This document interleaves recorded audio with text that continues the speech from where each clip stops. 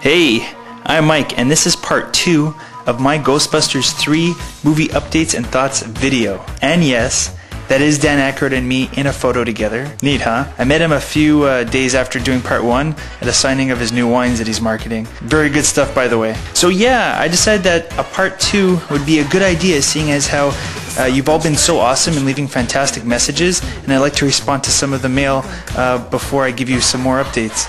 So first off, I recently played the Ghostbusters video game, and it made me feel like a kid again. It's awesome. And hearing the original cast's voices and busting alongside them made me feel good. So yeah, I'm warming up to the idea of a recruit on the team. Not replacements. I never liked the idea of just replacing them. And not a nationwide, army of recruits like a big organization. Not a fan. But 1 or 2 interns could be hilarious. And the play on age is always fun. And I could see some, good-spirited gags come up during filming of that. So okay, second, I know Oscar isn't Dr. Venkman's son. I guess I'm just assuming he'd be his adopted stepson after the events of the second movie, since Dr. Venkman ends up with Dana Barrett. Third, I in no way meant to come off as sexist for outright dismissing there being a woman member on the team. It could work. I just feel it's a tough proposition. Look at Teenage Mutant Ninja Turtles. They added a woman member called Venus de Milo. I don't know if any of you remember. In the short-lived series Turtles: The Next Mutation, and it was a nightmare.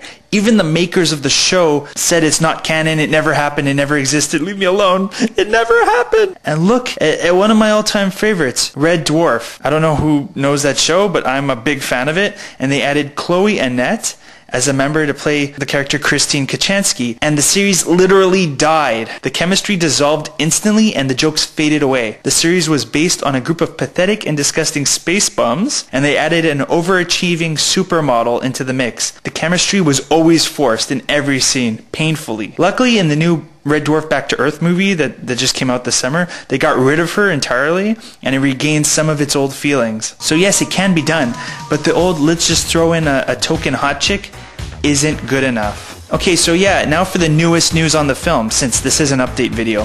Harold Ramis just had an interview on July 9th, which you should go find, by the way. He is a pleasure to watch. He's such a nice guy. He actually reminds me of my cousin, which is really cool.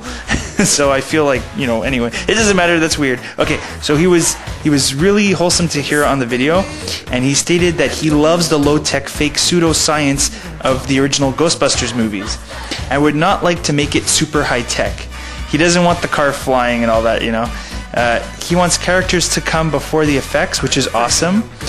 He also acknowledged that the new Indiana Jones film was terrible, like a train wreck on film. Like that movie, Ghostbusters 3 will make money no matter what, but he wants a quality film. But don't expect a Batman Begins glossing up with suits featuring abs. He's not into that, and neither am I. Also, he misses the real-life painstaking visual effects, like the fact that the Stay Puft Marshmallow Man was an actual man in a suit with finely detailed miniature models around him.